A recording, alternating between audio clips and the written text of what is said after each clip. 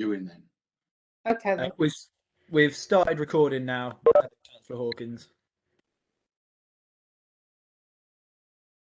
Okay, yeah. Thank you.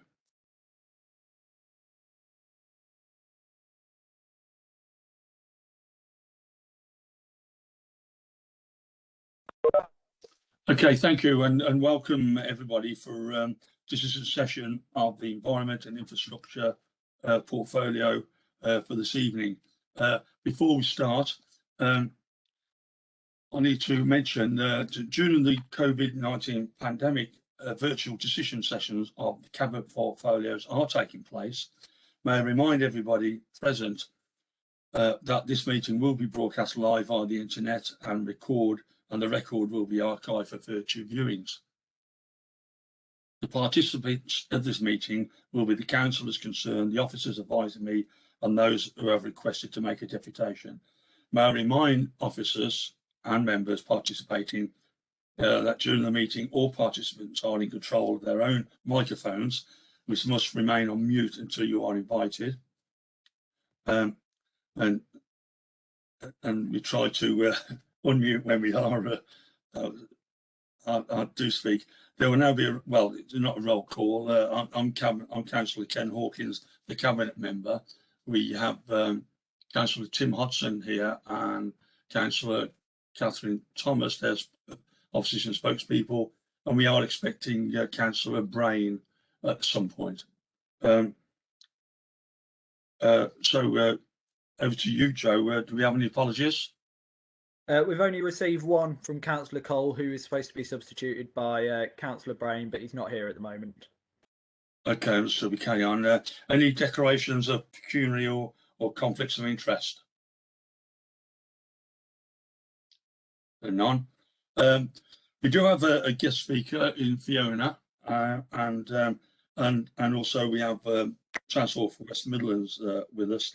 So I'll just rejig the agenda to make what was item 6 now item 4. That's Transport for West Midlands Sprint Phase 1, and then we do the Active Travel Fund and Solo Integrated Transport following. So it might be best then if we allow we do have questions and deputations. I think I've already mentioned that.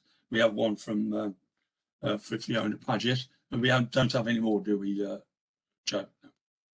So I now invite Fiona. I notice you're buffering a bit. If we can't see you, sometimes it's handy to switch your video off if you have problems. But please go ahead with your representation.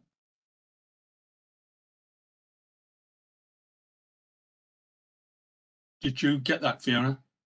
Sorry, I can't.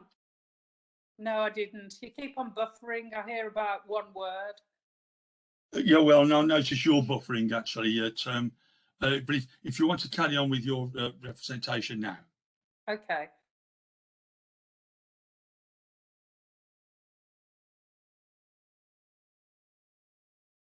If I could stop, is there anybody else, or is it just me that can't hear her?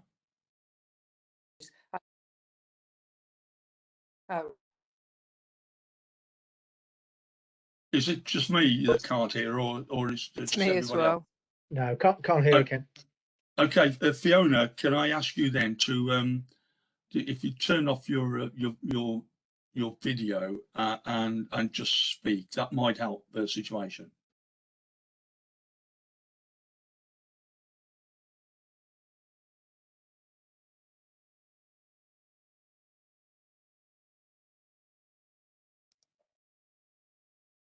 Yeah, Fiona, can you hear me? Just nod. No, she's. I notice her screen's. It is buffering. Okay, let's. I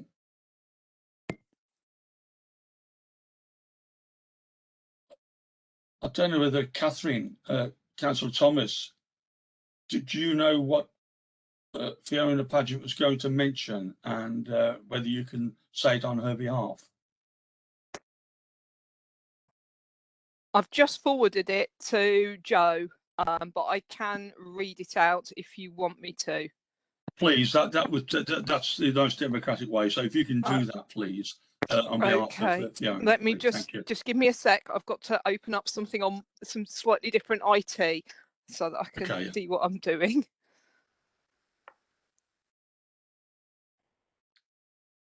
Just bear with me. I've just got to boot a PC up. Well, if you have it, do you have it, Joe? Can you read it on behalf? Yeah, if Councillor Thomas is happy with that, I'm happy to read it out. Yeah, please. Yeah, go for it. Yeah, because it's time's going on. So if you can, please, then Joe, for us all. Okay, thank you. The deputation from Fiona Badgett. Residents living in houses number 431 to 451 oppose the Transport for West Midlands erection of a bus shelter. In fact, we propose that the bus stop should be removed altogether as it is already blighting our lives. We live in a row of terraced cottages with very small front gardens close to the pavement and are impacted negatively on a daily basis. Residents' opposition to this bus stop is not new.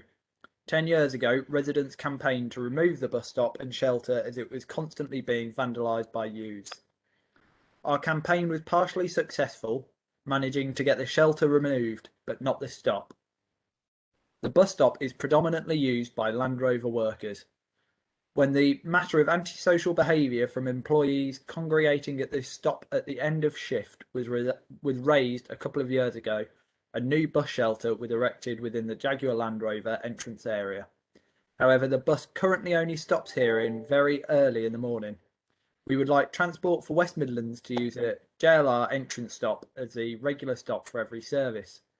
This will locate the stop more conveniently for bus passengers and spare residents the impact of the shift changeover crowds throughout the day.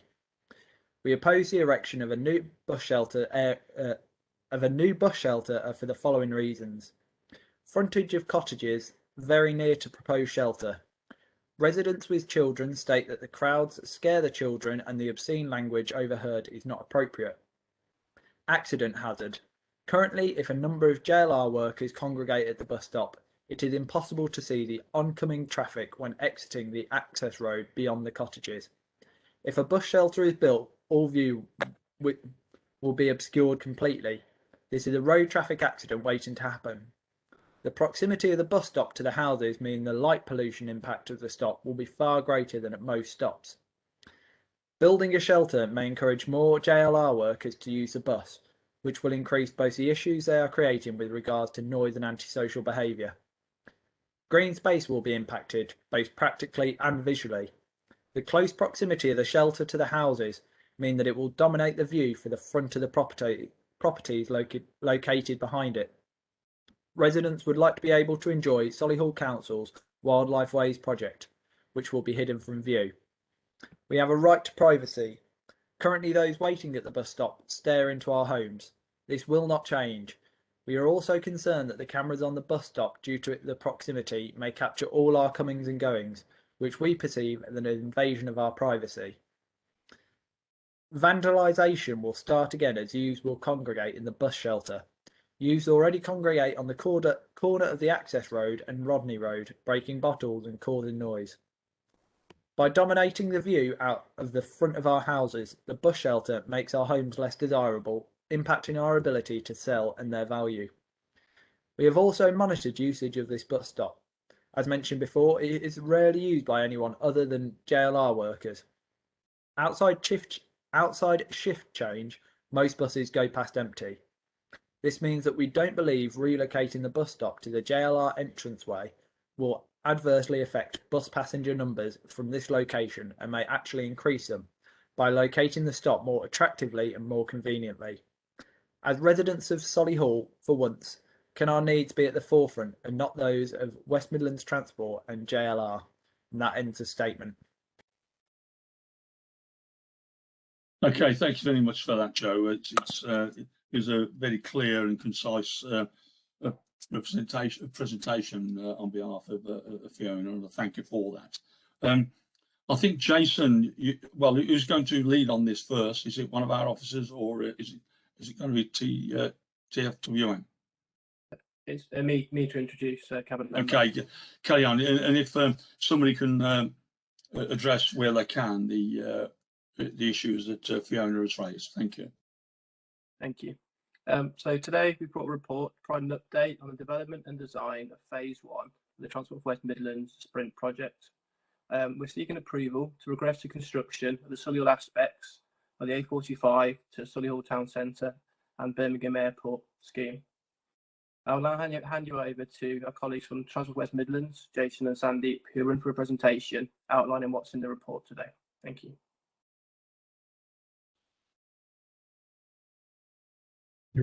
You're on mute, Sandeep. Thanks, Mark, and thanks, Councillor Hawkins. What, if I may, Chair, I will respond initially to the statement that was read out at the start of the meeting. As Mark has set out, what we are presenting today to the Cabinet relates to the delivery of the phase 1 infrastructure for Sprint that is being promoted by Transport for West Midlands in combination with Solihull Metropolitan Borough Council. The issue that has been flagged as part of the statement relates to the delivery of phase 2 Sprint, which we are still working through and at the moment is unfunded. What I am committing to do, Chair, is we would be happy to meet with local residents and local councillors to go through their concerns and look at options and how we actually mitigate against, you know, the very valid concerns that they have raised. But from a strategic perspective, you know, what we are trying to do here is trying to encourage more people to use public transport to meet our environmental, social and economic objectives across the region. But like I say, we'd be more than happy to arrange a separate discussion with residents and local councillors to go through what potential options we have to mitigate those concerns as far as possible.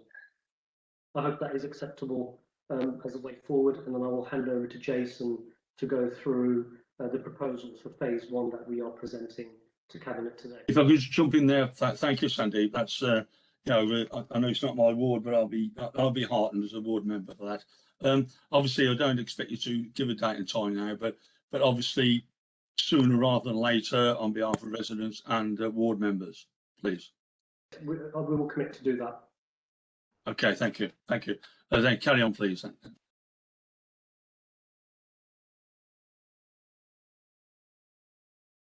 Okay, can you all see the presentation on screen? Yeah, I can, yes. Yeah. Okay, I can't make it the presentation slide because it crashes the computer for whatever reason, so it's in this sort of format. Welcome, my name's Jason Griffin. I'm a Delivery Operations Manager, Transport for West Midlands. This is trying to succinctly explain some of the salient points within the papers that you've had for this evening. Very quickly, Sprint is designed to be reliable and frequent zero emission bus system as a cost-effective way for people to move across the West Midlands. We're trying to build greater reliability on the network so people can build confidence in journey times using public transport, and also the benefits of a sustainable zero emission bus will bring. The proposed delivery strategy is set out within the papers in 3.5. It's a 2-phase pre-Commonwealth Games delivery and post-Commonwealth Games delivery. We're here today to talk around the phase 1 pre-Commonwealth Games. This is currently funded for the infrastructure, and we are, hold on, if I just click on there, we have a delivery strategy. The phase 1, what does it give us? It gives us around 65% of the overall project's highway improvements across the whole route. Phase 1 will benefit the 30 million bus trips per year, and at peak we will be saving up to 15 minutes, which is a significant saving for the cross-city line from Walsall through to Solihull. The sprint priorities for Solihull within phase one are very much around the shelters, and those of you who travel wider and may have seen the A45 and 34 works that are on the way at the moment through Birmingham. The environment and safety of the shelters, they're quite a step change. That as bus shelters go, they're a lovely looking bit of kit. They're very much more geared towards the sort of modern times of screens, real-time information, lighting, seating. Sorry, is there a question? I can't see anybody. If there's a question, apologies on the screen. No, please carry on, Jason. Okay. So we did get some feedback initially that the photograph is on the Coventry Road, and we've recently installed one on the A34 opposite Adderley Road. Very much positive around the sort of feel, look, and operation of the shelters. I appreciate that can be subjective, but they really do look like a step change from previous offerings. For the Solihull pack today, we're looking at some minor amendments to the existing carriageway at 13 locations. We are exploring delivery options. We have a number of contractors already within contract and a potential option of Solihull. We're looking at what will deliver best value at the moment, and depending on the option chosen, we will need to enter into a Section 8278 agreement so that Solihull have confidence on the materials specification and maintenance moving forwards. And it's worth noting that the shelters will obviously remain under the maintenance of Transport for West Midlands.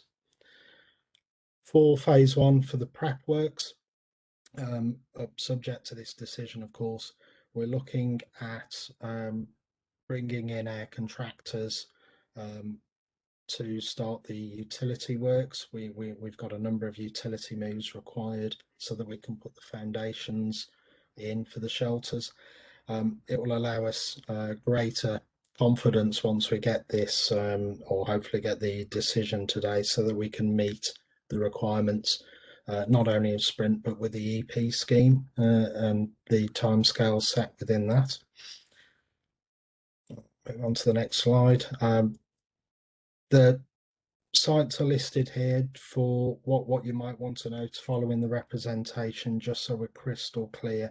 The stop is within phase two and will form part of that further discussion that Sandeep has already committed to. Proposed delivery strategy. We are obviously now in July. Wow. So May 22, there was some cross-city with hydrogen double-deck buses. I think I'll call Sandeep in to give a bit of an update at the end, just on where we are with some of the vehicles. But what we're looking at the moment is an August, September start, subject to road opening notices and the like, so that we can get on the network for Solihull and start work. Utility works would be mid-July. Contractors would be awarded the work come August, and again that we've got a number in place. And the key actions is to deliver the communication of this phase one work within the communities and obviously the members, and make sure we get a consistent, clear message of what we're doing and when. And thank you. Obviously, myself and Sandeep will take questions. It might be worth just, Sandeep, if you could touch on the vehicles. Thank you, Jason. Can I just come in first, Jason? So I'm just trying to sort of get my head around it. So what Fiona Paget mentioned, that bus stop, that stop for Sprint there, that will be delivered, if it is delivered, in phase two. So will the preparatory work for phase two be done now, or basically I'm saying it's not time critical. That's not under the phase 1 utility works. Yeah, that's correct. Yes, so it's not Okay. within the phase 1 works, and we'll discuss with all before we'd bring further information for agreement to the authority.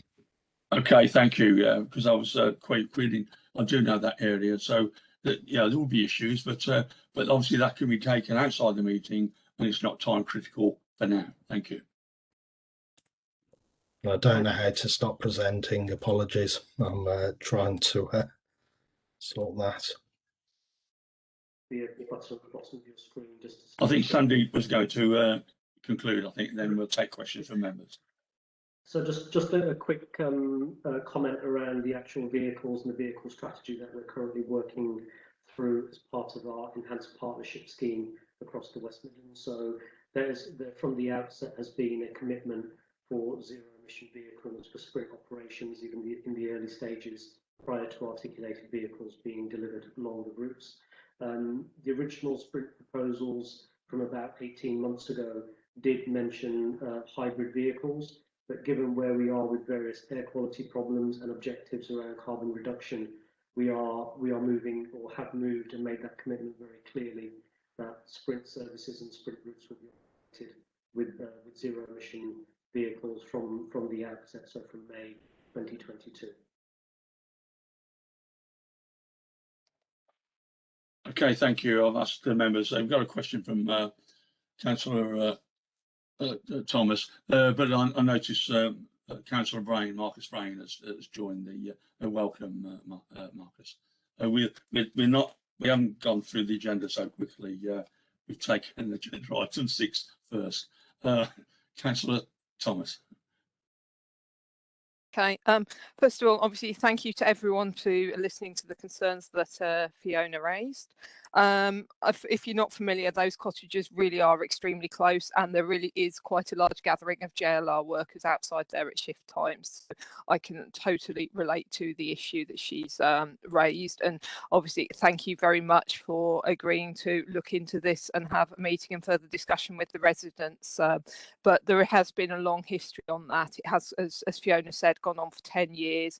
There has been a partial, I suppose, compromise with certain buses at certain times of day going directly into JLR rather than stopping outside those houses, and this has obviously been a significant improvement for residents. So I think, please, when you are looking at this, do bear in mind this has been a long-term issue that action has been taken previously to mitigate, and it would be a shame to undo this during sprint.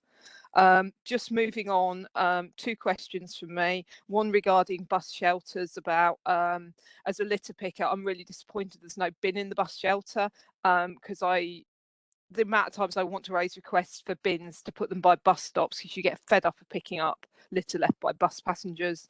So if we could just give them a receptacle to put it in, it might help.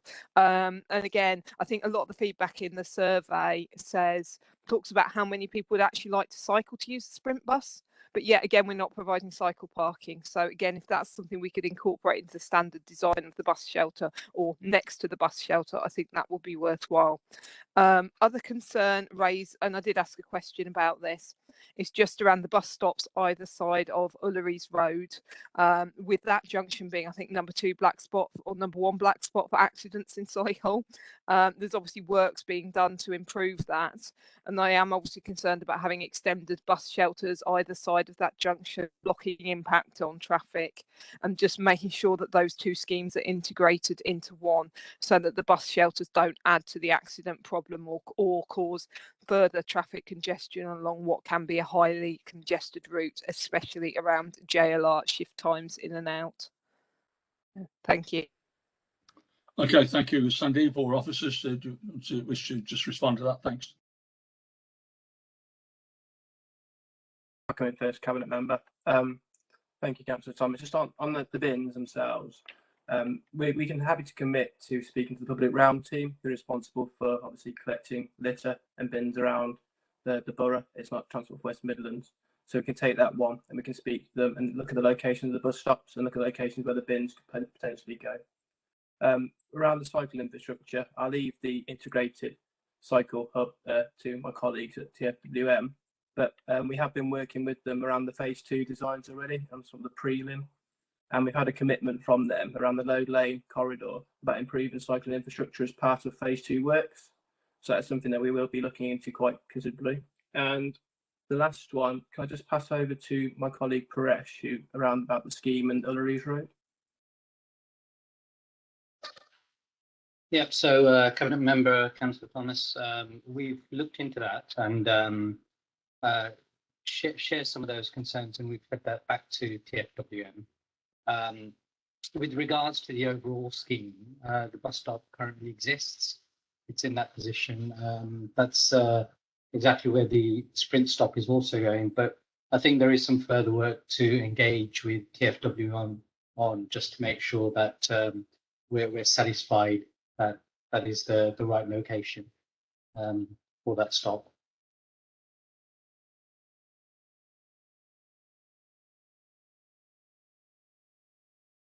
Okay, thank you for that. And I'll just mention if Councillor Austin, you wish to speak.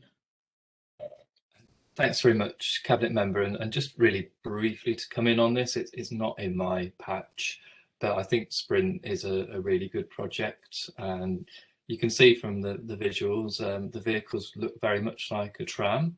They're not quite a tram, but the concept is the same. You've got the entrance doors further down the vehicle, so you know at the bus stops you'll all be able to join at different places. So it's a slicker journey. It makes it much more attractive for people to switch to public transport rather than driving. So I'm really pleased to see it. Obviously, it's good to hear from local residents about the proposals and how it impacts on them. And it's always important that we listen to the concerns of local residents in the areas that's affected. And I would echo what Councillor Thomas said about bus stops and litter bins. We do have problems all over the borough with that. So if we could look at that in a joined up way with the colleagues in public realm, I think that'd be excellent. But certainly the project, I'm really pleased to see it, and I hope we'll get a lot more of this in the future. Yeah, thanks for that, Tim, because again, I was expecting you alluded to it. It's phases 3, 4, 5, and 6, whatever, you know, from along the A34 through Hall Green into Birmingham, into Shirley, into my neck of the woods as well. All that type of thing. It's and also we want this to be exceptional. It's important that it's important we have a great system that's efficient and used by the public. And once people start going on this type of vehicle, and that's when we can actually help change people's minds and use public transport as a first resort. So I'm very excited about this, but it must be for the benefit of residents and Solihull as a whole. And okay, Councillor Brain, did you wish to say anything?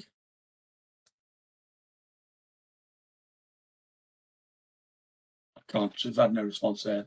So I'll go on to page 53 then, and the recommendations. And I agree the 5.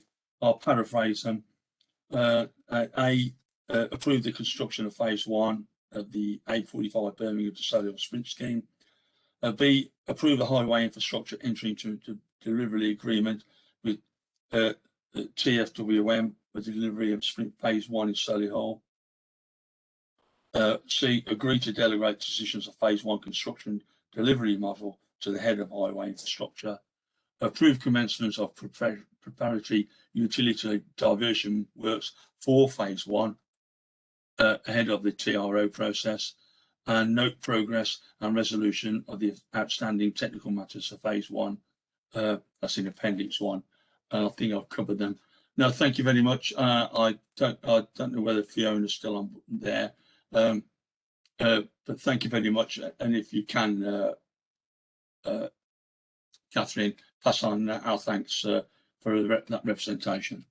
Will do. We next, yeah, we now go on to the agenda as in the book, this is now agenda item 5, pages 5 of our book, active travel fund tranche 2 cycleways. Thank you.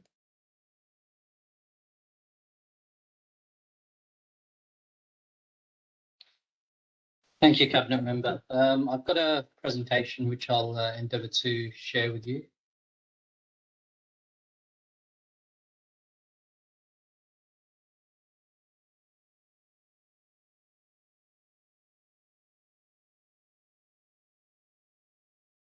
Can you see that? Yeah, it's just come up now. Yeah, it's just come up now. That's brilliant. Okay.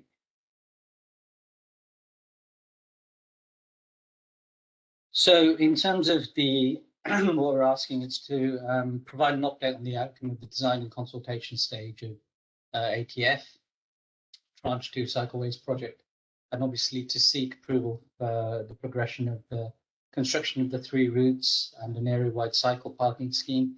Just a bit of background: on 22nd of January 2021, we received confirmation of funding allocation from DFT, which totaled 1049 million for 3 cycleways and a borough-wide cycle parking scheme.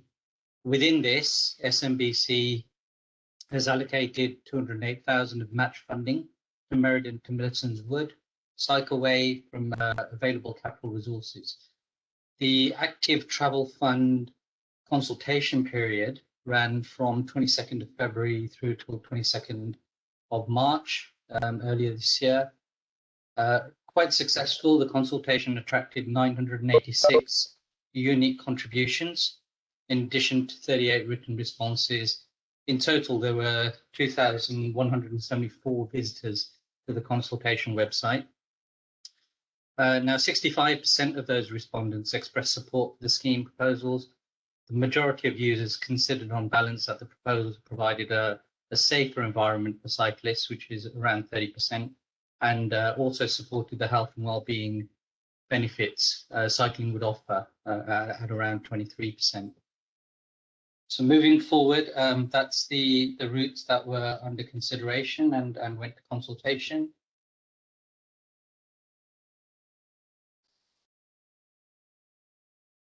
So Blossomfield A34 through to Solihull Town Centre, quite a lot of strong support for this, 65%. Clearly, the route went originally down Marshall Lake Road and an option into Cranmore Boulevard. So the route itself starts on Blossomfield, turning onto Whitney Lane, travelling along Whitney Lane and into Cranmore Boulevard, where it connects to the A34 Stratford Road. And there's future aspirations for further connectivity along this corridor. The Marshall Lake Road option we discounted due to consultation feedback. There was a lot of localised parking opposition, and therefore we decided, given the semi-permanent nature of this particular route, we would go down Cranmore Boulevard by Whitney Lane. The second route we looked at was Knoll into Solihull Town Centre. Again, 62% strongly supported this, mainly made up of light segregation using lining, wands and orcas, which is a form of segregation along the route. And then as we approach the town centre, the route would go into Bruton Park to access the town centre from the rear of Bruton Park. Third route we looked at was Meridenta to Millicent's Wood Cycleway, which actually attracted the highest number of positive comments, with speed compliance being the main negative issue. And this route travels along the section of Birmingham Road from Millicent's Wood into Meriden.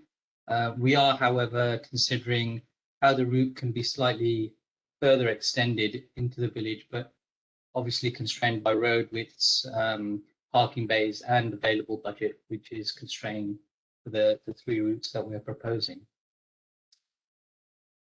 So that's the end of the presentation. Happy to take any questions you might have. Yeah, thank you, Parash. I've been, I have been waiting for this this report because, as you know, I'm very keen on this, and I do appreciate there is some public opposition in general to cycle lanes and the fear that it's going to take up road space for vehicles.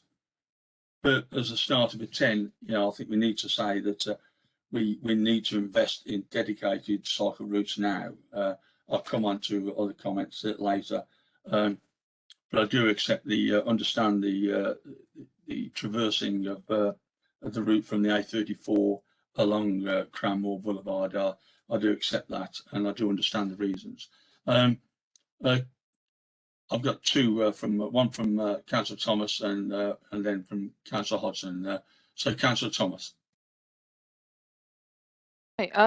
Absolutely, obviously welcome the idea of getting more and better cycling infrastructure, particularly as when I cycled to the council meeting on Tuesday night, I was actually hit by a car who unexpectedly opened the door in front of me, and I was not able to stop in time. So I do fully understand the benefits of a dedicated cycle lane when people maybe don't do that to you.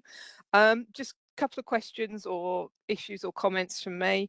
Obviously, that section along Whitney Manor Road on the first cycle lane does get very congested, and I'm not sure there's the width, and I suppose how are we getting a dedicated cycle lane in through there, because I do think cycle lanes need to be joined up and not, if we're really going to encourage people to use them, and not have gaps in them. So I suppose how are we going to squeeze that in there rather than have our cyclists who we're trying to facilitate getting through getting stuck in the traffic congestion that regularly occurs there at the rush hours. With regards to the second route, Knoll route through Blossomfield Park, I do know the answer to this, but I suppose, are we going to light it through the park? And if not, can I really, really urgently urge that we do think about that? Because otherwise we're creating a cycle route that really is only useful in the summer from a commuting point of view, because it will be dark in the morning and dark at night. So you're not going to be able to cycle through that route unless we actually get some light in there. And I've had a few fun and games trying to cycle through Tudor Grange Park at 6 a.m. in the morning and realising I couldn't see and ending up off the path and in all sorts of bother.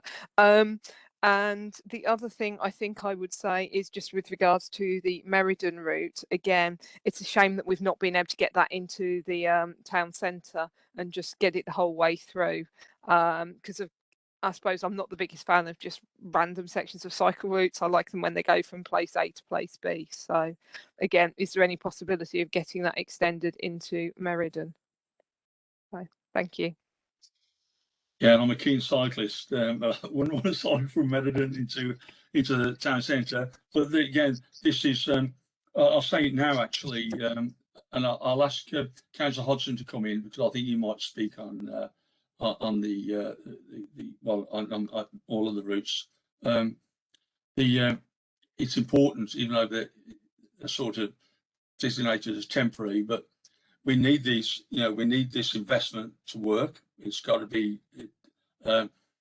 supported. It's got to be quality, because if people don't use this, you know, that'd be our fault. And we need usage to encourage bids for further tranche funding, which I'm sure will be available.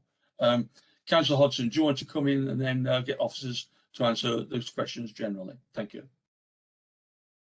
Thank you very much. And yeah, I certainly think this is a positive step in the right direction. Certainly this has come about as a result really of the pandemic and changes in behaviours and perceptions of active travel, which a lot of people really did like the fact, certainly in the first lockdown, that we ended up with car-free environments largely, and people noticed the benefits, air quality, fewer cars to dodge, and for certainly cyclists, people could see the health benefits of that. So I think this is a great opportunity, and it's a first step. The schemes are not perfect, and I think there's a limit in terms of what we can do because of the financial constraints.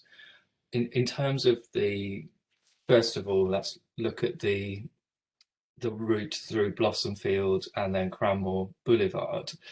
I think the biggest concern there is the bit between the top of Cranmore Boulevard and then onto Blossomfield Road along a small section of Whitney Lane. And that is a very congested piece of highway. There's traffic lights at that junction as you come onto Blossomfield from Whitney. It's a very, very difficult junction to negotiate, and I think that's going to be a big constraint on that route. I think officers were looking at an alternative going up Ravenswood Drive south and then into Emscote Green. I appreciate there's also constraints to that, but I think we're not perhaps at the stage where the route via Whitney and then on to Blossomfield is absolutely final. I think there's potentially room to manoeuvre on that. So I would encourage that officers continue to engage with the ward councillors for Shirley South, it's all in Shirley South, to try and come up with the best possible route there. So I suppose my concern is if we get that wrong, it could really act as a big deterrent for people using that route. And we don't want that. We want people to have the best possible route. It's not an ideal route whichever way you go there. There's constraints and yeah, if we had a blank piece of paper, it'd be a lot easier than working with what we've got. The other routes, Knoll to Solihull, totally understand the rationale behind that, and going through, I think it's Malvern Park. I know part of it's Malvern, part of it's Bruton. I always get the two mixed up, but I totally accept what Councillor Thomas said about the lighting in the park, that potentially when this comes on streams, unfortunately, we're not going to see these until maybe October time, when we're going into much shorter daylight hours. So if that problem isn't overcome, again, that could hit people in terms of their willingness to use that route. So I just think we need to really try and look at ways that we could overcome those potential problems. So I think it's a great scheme, and if there is any possible way we could get these on track before October, I think that'd be great, because we're going to see a lot more usage in the summer than as we get towards autumn and winter time. And I think it was our ambition to try and get these in place for the summer if we could.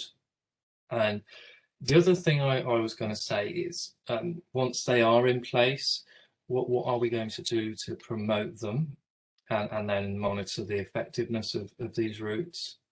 And what flexibility will there be to make any sort of changes once they're in place? So that's my thinking. Thanks very much. Okay, thank you, Councillor Austin. Yeah, you've just stolen my last couple, but no, but they're pertinent. So, officers, do you want to respond to some of those, which I think were constructive, positive, and constructive comments? Yes, thank you, Cabinet Member. So in terms of, I'll start off with the more difficult one, Whitney Lane. So we've had a look at this in some detail, and we're still working on some of those plans, clearly with our contractors. At that sort of left turn from Blossomfield, we're about 160 meters from the mini roundabout to the signal stop line. The problem we have along that route is there's trees that constrain the ability to provide off-carriageway facilities on one side of the road, and there's restricted carriageway widths, which we just can't permit cycle lanes and two-way traffic flow at the same time. So the way that it's currently designed is that we're looking at getting them through a left turn using potential advanced cycle boxes at the signal. And then just before the mini roundabout, we're looking at putting in some drop crossings that provide a link to the off carriageway provision along Cranmore Boulevard. So try and get them across safely in that manner. It's a simple case of widths. We just don't have the space to be able to do anything else at that location. So that's the major issue there.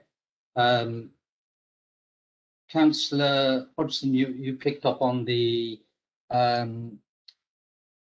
Emscott Green route, and we did look at that in some detail as well as part of the design work. And what we felt was there was quite a lot of parking along that route from the business parks around that area.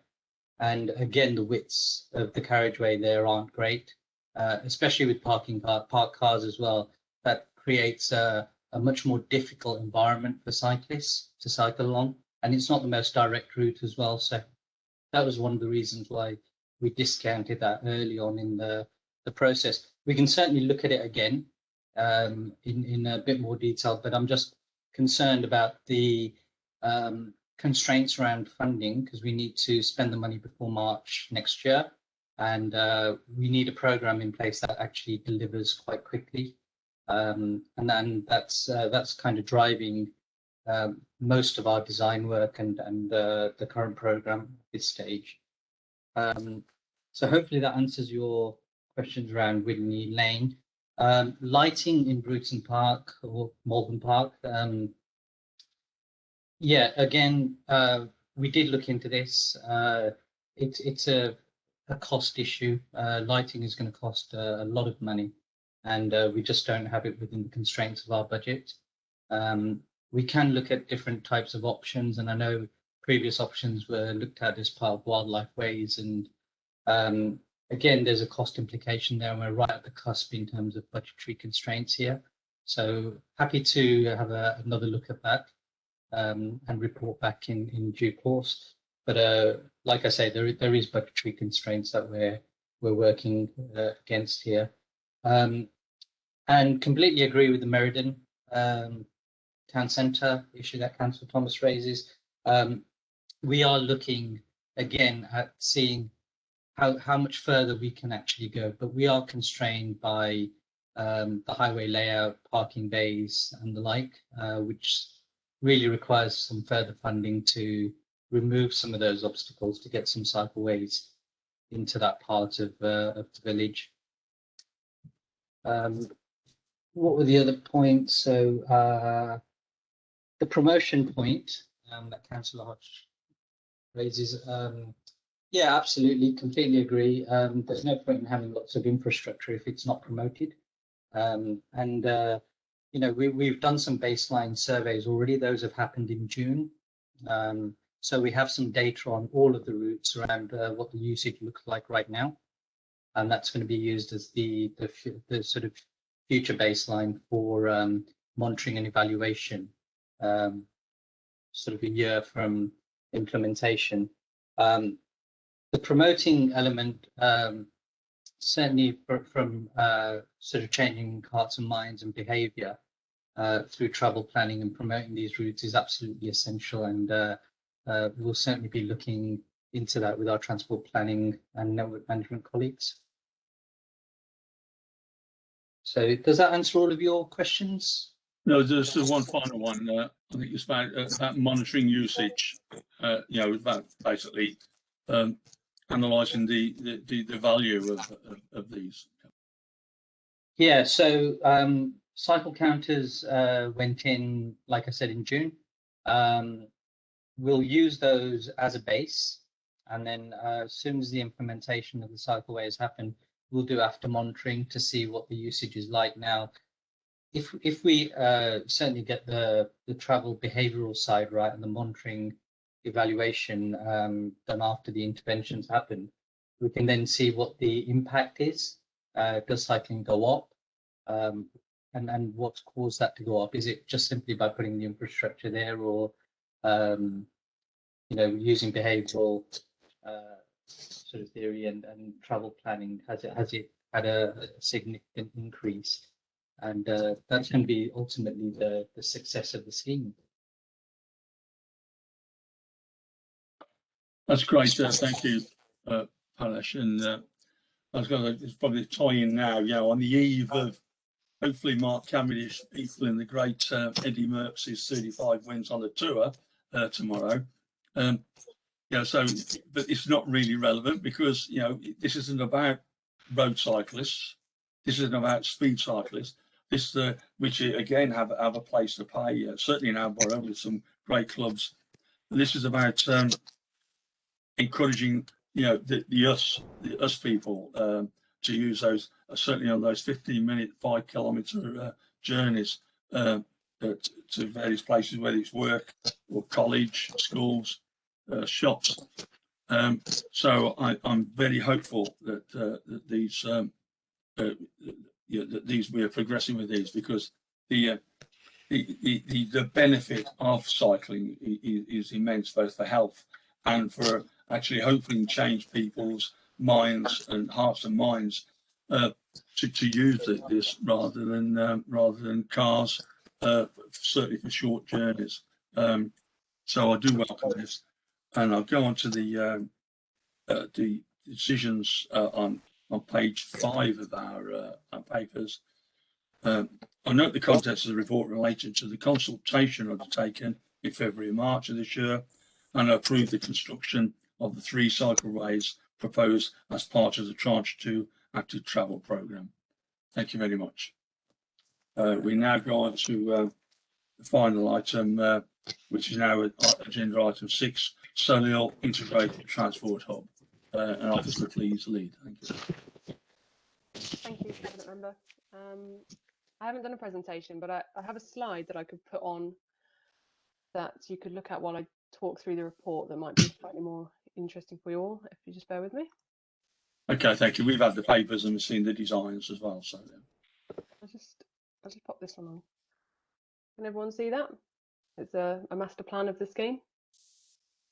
Yep. Okay. So the purpose of the report that I'm bringing to you today is to seek approval to commence public consultation on a scheme for the redevelopment of Solihull train station and to create a new integrated transport hub on the existing site. So a really brief bit of history on this scheme.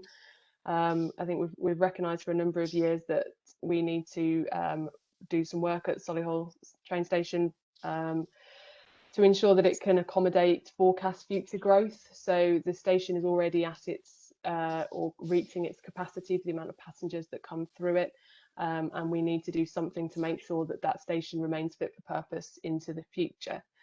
Over the last few years, we've considered looking at relocating the station, done some feasibility work into that, and determined that that is not the most appropriate solution, and so have therefore focused our attention on what we can do to redevelop the station on its existing site. So a couple of years ago, back in 2018, we formed a steering group which involves Transport for West Midlands Railway, Chiltern Railways, other train operating companies, Network Rail, amongst others, to oversee the development of a scheme to redevelop the site quite comprehensively.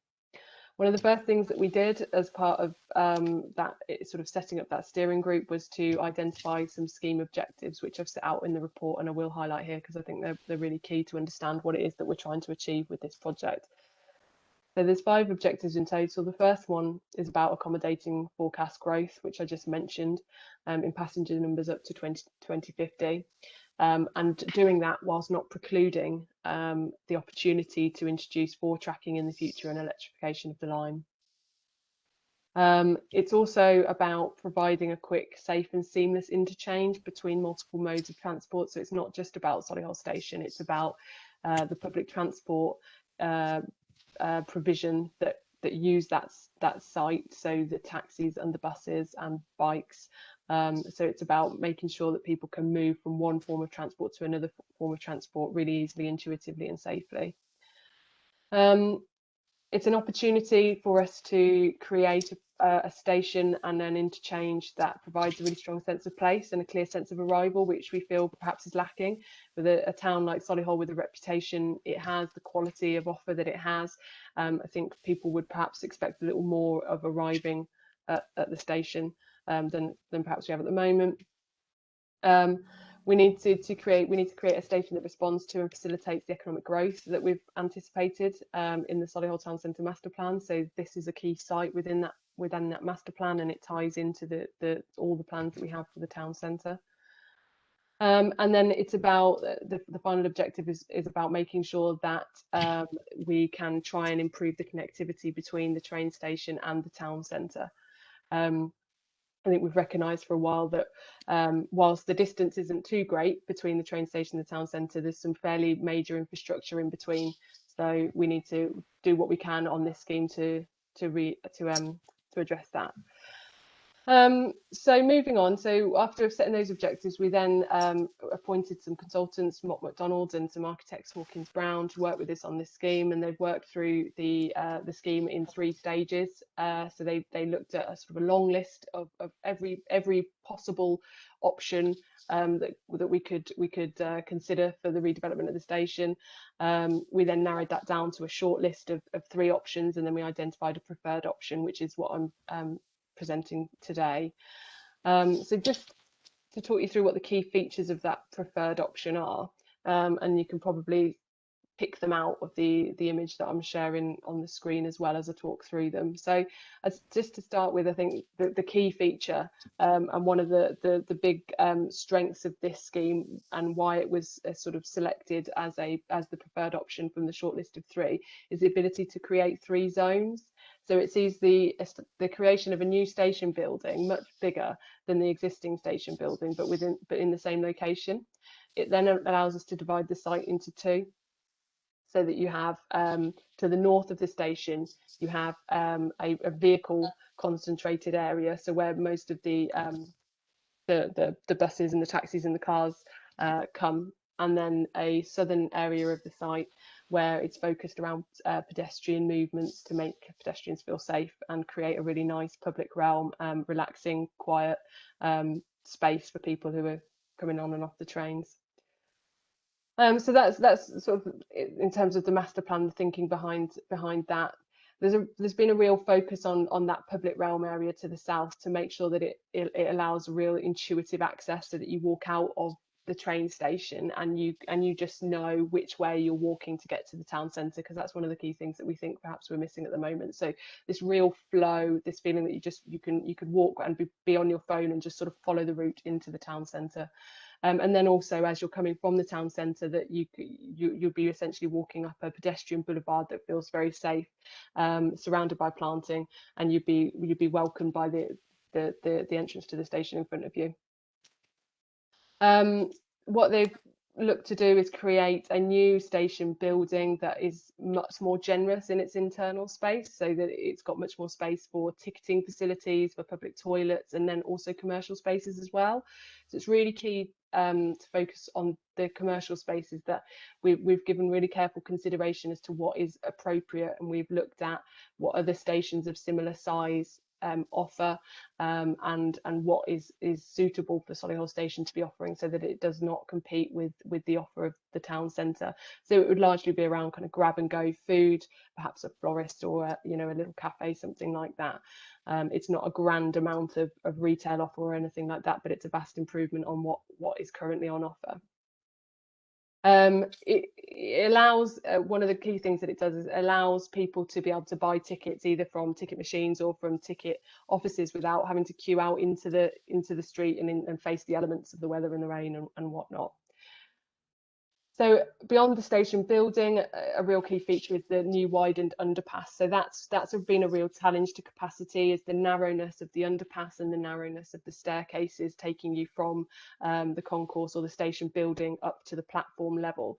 So we've looked to at least double that underpass. We've looked to provide a new staircase, so there would be now 2 staircases where we currently have the 1 staircase, and then a new lift facility that would have twice the capacity of the existing lifts. Onto the platforms themselves, we've looked to include new canopies over the platform to ensure improved weather protection, making sure that the passengers can feel comfortable and safe.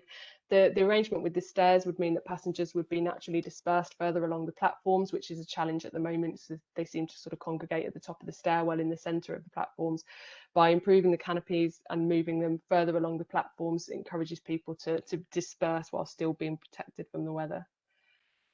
And then looking to the interchange, which I mentioned before, so the area to the north of the station building. So that takes the form of a loop. So all vehicles would come in off Streetsbrook Road. They would come into the north part of the site. The buses would loop around and go back out on station approach onto Streetsbrook Road. Vehicle movements would come in and go into the existing car park, which wouldn't be changed, and taxis and disabled parking would be directed to a surface level spaces next to the existing car park. The only vehicle that would go through the site and coming in on Streetsbrook Road and exiting on Blossomfield Road would be the Sprint service.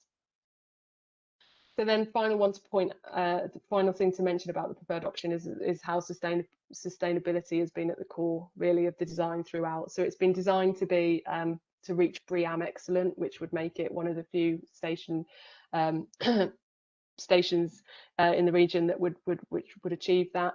It would be a very energy efficient building, and there are a number of features such as sort of timber in the materials used for construction, which help with its net carbon credentials, solar panels on the roof for producing energy that is required, and thought going into things like glazing and insulation to make sure that we limit the amount of artificial light that's required and that sort of thing. And then the focus on a bike hub as well, so encouraging and supporting people to cycle to the station, so vastly improving the bike facilities, so bike storage, bike repair, showers and toilets, the potential to offer that kind of service so that it really does attract people to cycle to the station if they want to. So we feel that the proposed design has a number of benefits. So it helps us to achieve those the capacity that we need to provide, and it helps us to provide the facilities that people expect of a modern train station. It allows us to reduce passenger congestion, especially during the morning peak hours.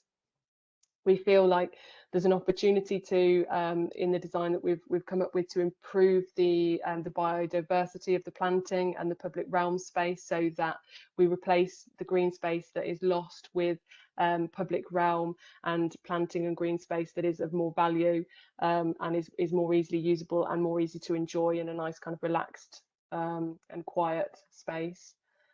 Should also point out there's DDA compliant step-free access, and we feel that the scheme would help to increase levels of walking and cycling and increase levels of public transport. So that's a really kind of high level overview of the scheme. So now just to touch on what we have planned for the consultation. So the stage we're at the moment with this scheme is that we have a concept design which has been informed by a significant amount of stakeholder engagement at the beginning of the project, whereby we went out and asked for feedback from the public about what's currently wrong with the station and how could the station be improved from your point of view. And we have taken that and we have come up with a scheme that could work and is deliverable. And now we want to go back to the public and say, does it meet your needs? Does it address the issues that you raised in the initial engagement? And this is a key step. The public consultation is a key step for us in being able to develop the outline business case. So we have an outline business case that supports this scheme. And before we can submit that outline business case, we need to carry out this public consultation, and we will take the comments and the feedback we receive from the consultation and use that to make any amendments prior to submitting an outline business case, or we will use that to inform the next stage of design, which is where we go into a lot more detail and start to look for the necessary consents that we would require from the likes of the Planning Authority, Highways Authority and Network Rail, etc. So we're looking at undertaking an 8-week consultation period, which is probably a little bit longer than we would normally do, but we've done that to allow to go into September so that we're not consulting purely in the summer months. And we've sort of planned a consultation based on the current sort of COVID restrictions. So we've created a website where people will be able to kind of go through the scheme step by step, see all the key points of the scheme, and then be able to fill in a questionnaire once they want at any point really of going through that website. We've also done a dedicated newsletter, which is a sort of a slightly summarised version of the website that will go out to 300 properties in the vicinity of the train station, and then we will also have an extra around about 100 copies, or we can get more if needs be, to give to people that might not want to look at this scheme via a website. We'll do 3 webinars, so that will be the project team presenting the scheme in detail to people that join the webinar, and then taking a question and answers session to anybody that wants to join. We'll do 3 of those. 2 of those will be sort of targeted at the public, and then 1 of those will be targeted at sort of stakeholders with a specific influence or interest in the station. We're also going to look to do some sort of outside face-to-face public engagement, maybe in Mel Square or Tudor Grange or something like that. We're quite hopeful that we'll be able to do that, but we haven't actually referenced that in any of the consultation material, just in case something happens whereby it's deemed that that might be an inappropriate thing to do. So I think that was probably all the key things that I wanted to raise. So any questions? No, thanks for that, Katrina. It's succinct, but we're also very detailed. And then I will have Councillor Hodgson first, and then Councillor Thomas. But I think it's important to realise, you know, these are just concept plans for consultation, and it's also, it's not a case of us. Well, it'd be great to us to have a new station in Solihull. It's part of our town centre master plan, but actually, it's a case of not just wanting a new station, it's a case of needing a new station as we move forward, and it's not a case of us, well, let's stand still and wait to see if everything goes back to normal. We need to work now, and it's not lost on me as well that it was yesterday TFWM and West Midlands Combined Authority published their green paper on reimagining transport in the West Midlands, and that connectivity. And it's not just about Solihull to Birmingham. It's about Solihull to everywhere: Stratford, Warwick, to Birmingham, Stafford. The West Midlands networking goes up to goes down to includes Northamptonshire and Shropshire. So it's exciting times. This is, and it's in bold vision. I think you're going to take Councillor Hodgson first. Thanks very much, Cabinet Member. And just really to start off with, I'm very impressed with what's in front of us in terms of the concepts for this. And as has been said, the station as it is now isn't fit for purpose anymore. And certainly before the pandemic, we really were at capacity. And as things are recovering and we get into phase 4 and beyond, and we're already seeing a massive uptick in passenger numbers, and that will recover. It will get back to where it was, and we're going to have all the difficulties we had before with capacity. And I think this is also about creating a wow factor for when you arrive into Solihull. At the moment, we just don't have that with the current infrastructure. And I'm really pleased within the report to see acknowledgement that in the future, nothing we do here would stop us from, in the future, having a 4-track reinstated onto this section of railway as it was. Some short-sighted decisions, unfortunately, were made in the 60s to downscale railways, but at least we've got the track bed still in place, so we could reinstate that in the future. And of course, it's acknowledged electrification could be on the cards as well in the future, which is exactly where we need to go. Absolutely thrilled to see that you've got PV on the roof in the concept plans, and I think it's really important we have an impressive gateway into the town centre from our station. And looking at the plans, certainly the links in with the other forms of transport, so sprint, buses, cycling, and also got taxis, and someone's going to have to tell me what Kiss and Ride is, because I can't remember off the top of my head. That one always sticks out, and I can never remember what it is. I've done that many times. Yeah, it does stick out, but yeah, it could have many meanings. I just wanted to ask a couple of questions. So we've probably all seen the Mayor Andy Street during his election campaign, and I think he's published this previous as well, has got an ambition for by 2040 to have 2 tram lines coming into Solihull. So one from the north, so from NEC area, and one coming through Shirley into the town centre. So I suppose I want to ask whether we've thought about that, if it potentially does happen. I know nothing is set in stone at this point, but what we don't want to do is design something that can't accommodate those lines should they be built in the future. So that's one observation. And also on the cycling bike hub, will we make sure that we've got the scope there to increase that as hopefully cycling use increases over time? And also the other thing I wanted to say is in terms of the decision, obviously we're approving a consultation and we don't know what the results of that consultation will be just yet. But in the proposed decision, it talks about referring it then to the Director of Economy and Infrastructure in consultation with the Cabinet member before the outline business case is submitted to the combined authority. I just wonder, from perspective of the opposition, if we could have some input really before it goes off. So I'm sure we will have inputs to put in there before that goes off. So I just wonder if agreement with the Cabinet member, if we could be looped in on that somehow, and that it doesn't just go straight off, that we actually get an opportunity to have a look at it. So that's all I wanted to say, really. Thank you. Yeah, thank you for that, Councillor Hodgson. You know, and I said at a meeting today about something else. You know, this isn't Solihull Council's or Andy Street's railway station, the combined authority sector's railway station. It's one of the stations for Solihull Borough, and I really welcome your comments, and of course we will keep opposition members informed as to how it progresses. Okay, Councillor. In fact, Councillor Thomas, if you wish to speak now, and then the officers can answer afterwards. Then, thank you. Okay.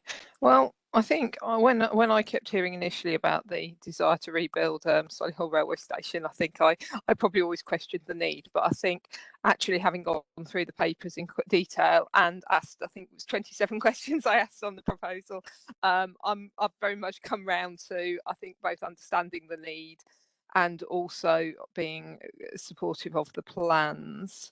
I think the question, a couple of things that I would draw out. We're building a station designed to allow it to be used by 3 million people a year. But we currently have a train service that supports 2 million people a year. And I would say, are we going to join up our strategy and actually get the trains to support that, or are we expecting our trains to get more and more crowded? So I suppose this links into, does the station have the signalling capacity, for instance, to stop trains for 3 million people's worth of journeys? That's, I suppose, where I'm going with that. So just make sure that we're not just building infrastructure, but actually the service will match the demand as well, and that the station and the infrastructure has the facilities to deliver that service. Other concern I think I've got is around that loop structure for the buses. I'm not entirely sure that's the right decision to put all the other buses, all the non-sprint buses, back onto Streetsbrook Road, which can get congested at times, and whether we wouldn't be better to allow all buses to go down that route closer into the town centre, because I think we're in danger of potentially putting the Sprint bus service on a pedestal and giving it loads of priority. But actually, it's equally important that all the other bus services run to time, run as quickly as possible, because they're as important in getting people to and from the station.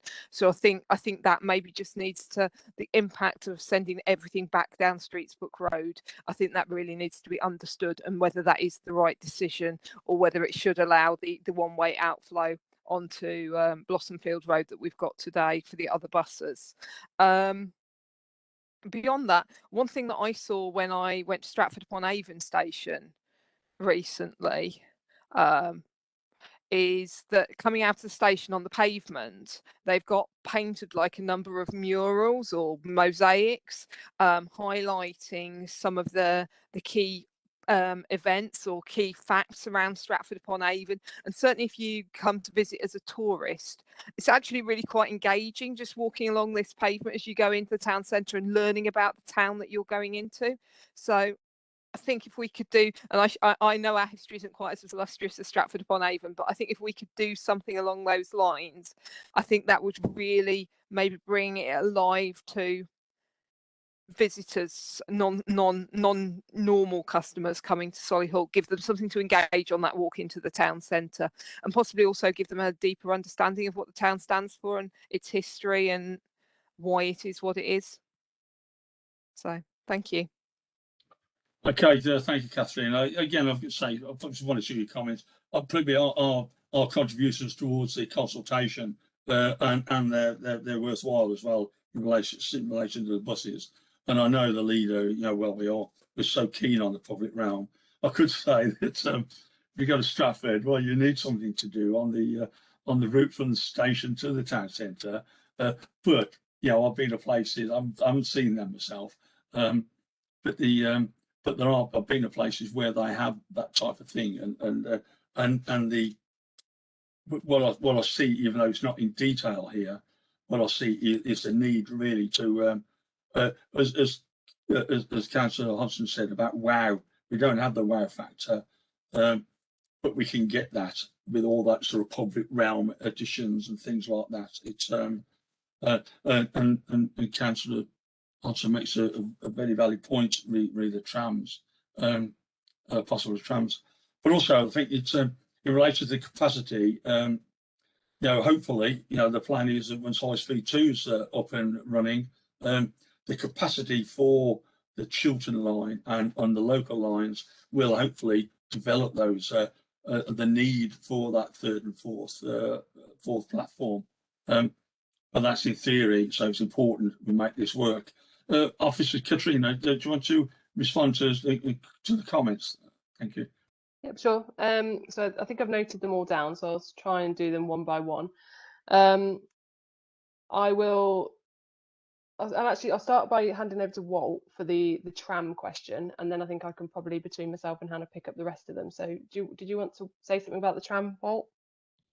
Yes, thank you, Katrina, and thank you, Councillor Hodgson. It's a valid point that one of the key aims around the station, as we proposed it, is to separate the private users effectively from the public users. So we've got the public transport interchange separate from the private vehicular access, as we know that what we currently have in terms of public transport provision at the site is unlikely to be what will be there over the next 10, 20, 30 years or so. So the main aim in what we're doing is trying to build as much flexibility into that system as possible. We anticipate that although there are relatively few sprint routes now, we anticipate there may be more in the future that access Solihull Station. And as you've mentioned, Metro is also a proposal within the mayoral manifesto. So as it currently stands, we aren't providing facilities within the station specifically to accommodate that, but the flexibility is built in to accommodate whatever the future may throw at us. And I think as we've experienced over the last 18 months or so, you can never be quite too sure over what that will be. But yeah, the aim of the station is to be able to accommodate and adapt as and when necessary. Thank you. Thanks, Walt. So picking up on the bike hub one, the station proposals would be a huge improvement on what we've got at the moment, even though we have had quite a significant investment, I think, in cycle parking in the last couple of years, but this would be sort of quite transformational in terms of what's on offer. So there'd be up to 150 spaces, sort of internal parking, which is lockable. People could have key cards, etc. There'd be showers, there'd be facilities there to make any repairs to your bike. And then the design of the building, the way the architects have done it, is it's quite modular. So you can break the units up to make them smaller or make them larger. So there would be that opportunity in the future if you found that there was still further need for bike parking. You might be able to look, obviously, we would hope that actually the units were all full and operating to full capacity, but there would be the opportunity to look to see how potentially we could add to the building or rearrange the building to make more parking available. So I think like Walt says, I think we've created a really flexible scheme that does allow us to kind of incorporate additional requirements in the future. Looking at the loop question that Councillor Thomas asked. So this is, something that we've looked at in quite a lot of detail, and obviously having that separation is a really major feature of this preferred option, and there are so many benefits, as Walt just said, to be able to concentrate the vehicle movements on one side and the pedestrian movements on the other side. So we are really, really reluctant to change that arrangement unless we absolutely have to. But if we do have to, I think there is the opportunity to go back and revisit. So at the moment, what we're doing is we're just doing further modelling work on Streetsbrook Road to make sure that we fully understand what the implications are going to be for Streetsbrook Road, and making sure that we have a kind of a plan B or a plan C if they are needed. At the moment, the modelling work that we've had back doesn't cause any alarms, but I think we just want to sort of test that even further and make sure that we are really confident with that. And this, as Councillor Hawkins said, the stage that we're at, this is still concept design, although it will appear to many very detailed. It would still be considered concept design, and at the next stage there's lots of opportunity to make changes. So the feedback that we get from this consultation, if that is an issue and it does become an issue as part of the modelling that we're doing, it would be something we would go back to the drawing board on. And then, yeah, so the Stratford example that you gave around the public realm, well, that's something at the next level of detail we would certainly be looking to see what opportunities there are to do something really quite exciting to the public realm. I mean, obviously the designs we've got at the moment look great, but is there anything additional we could do to kind of improve that connectivity into the town centre? And then also another project that I'm working on at the moment is a public realm improvement scheme for the whole town centre. So we will have to link those two projects together. So the station project will have to tie in really nicely to that public realm scheme, and ideas like using features in the pavement to provide sort of way marking is something that we'll look at potentially across the whole town centre. In terms of the signalling capacity and the sort of increase to the actual sort of the number of trains and the number of passengers they can hold. I don't know whether, Hannah, you might want to jump in here, you might not, but essentially we've been working with Network Rail from the beginning on this, and they've been a really key partner on the steering group. They know what we're looking to do at the station, and they've been supportive of it, and I think we would be expecting Network Rail to have flagged anything that we have been proposing that their infrastructure in the future won't be able to support. I don't know, Hannah, is there anything you would add to answer that question? The only other thing I would add is that we are obviously working with the train operating companies as well as Network Rail, and they are they're obviously at the forefront of those kind of passenger numbers and the issues there. And obviously we're future-proofing the station to allow for kind of forward tracking and electrification, which will help to kind of alleviate capacity issues in the future. But post-COVID, the travel patterns are likely to change. We've been working with the DFT and looking at what they've predicted, and with the different scenarios that they've looked at, and so there is less likelihood that we will get the AM PM peaks that we have seen pre-COVID, because travel patterns are likely to kind of be more kind of spread across the day. So yeah, I think kind of in terms of sort of capacity issues, I think that the main thing is to kind of continue to work with our rail industry colleagues and to kind of just keep pressure on as we can as a local authority to help increase, you know, any kind of train services that could possibly come to Solihull. Have I missed any, or have I addressed them all, do you think, Cabinet Member? I think you have, and you know, and sort of thanks very much, especially Katrina, for your presentations, and both Anna and Walter. Again, anecdotally, having taken on the extension of my portfolio, and I joined West Midlands Rail Executive and the board, and so I'm having to learn quite a lot about trains at the moment. So quite a lot. But at the end, this is such an exciting thing for Solihull. And again, it's not Solihull Council's railway station, it's Solihull Borough's railway station, and it's to meet the needs of our people and our visitors, and both of the shops, entertainment, and workers as well. So I think it's an exciting time, and great exciting designs, but it's not the end of it, and we move on to the next stage. And I'll go to the decision recommendations on page 30. Oh, sorry, did you wish to say something, Councillor? Just before you go there, I just wanted to actually echo, I meant to do it when I was speaking earlier and I didn't, but to echo probably Councillor Hodgson's point about please do engage us as opposition spokesmen as much as possible in the discussions on this, because I think it is something I think we probably are both quite passionate about, or all three of us are quite passionate about, and I think we would like to positively contribute towards that process if we're allowed to, that is, of course.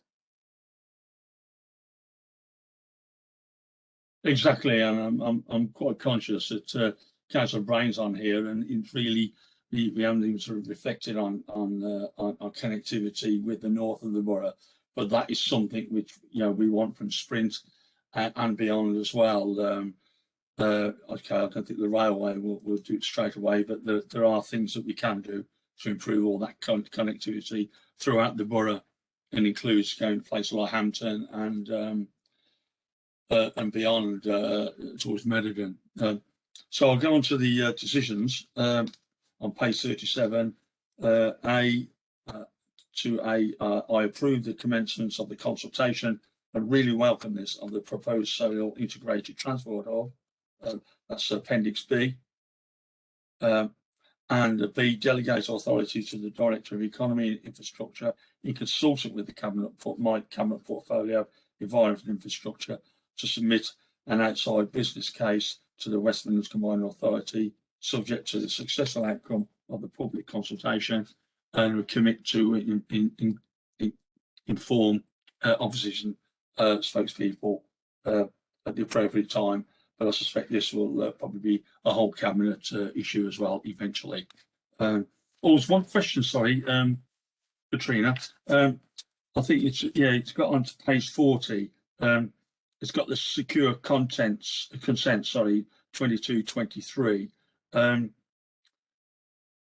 Yeah, for something like then, how will that be? How will that be done? The consents from SMBC Planning and Highways and Network Rail. How will that be done? That's page 40, 3.8. I suspect that's quite a long process. Hannah's been through it before. So obviously, I think I've been through the local. So it'd be basically a planning application to the planning authority, so to ourselves. It would be subject to highways approvals, as per any development would be. But then, because it's a station project, there's the Network Rail consents that are required. Okay. Hannah, can you? Is it? No, I think you've answered that actually, because it's still. Excuse me, it's not an intended pun. It's a bit further down the track. It's thank you. So I've dealt with the recommendations, and I've approved A and B, and I think that's the end of the meeting. And thanks all officers and attendants for tonight. And I'd like to leave you with I think it's coming home. And I'm not going to sing it, but I think it is coming home. And good night. Good night.